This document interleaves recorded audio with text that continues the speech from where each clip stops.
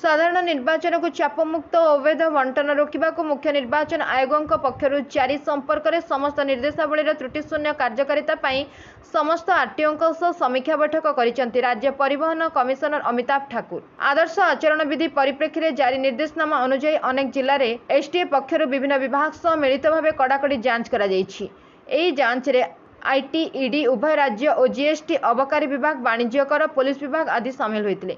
आज समीक्षा बैठक में राज्य परिवहन प्राधिकरण समस्त उच्च अधिकारी उपस्थित रही बेले राज्यर समस्त आरटीओ वीडियो कॉन्फ्रेंसिंग माध्यम जोड़ी होते। चलता जांच कार्यक्रम में अन्य नोडाल एजेंसी गुड़िक उचित समन्वय रक्षा कर आहरी व्यापक करने को परामर्श देते कमिशनर।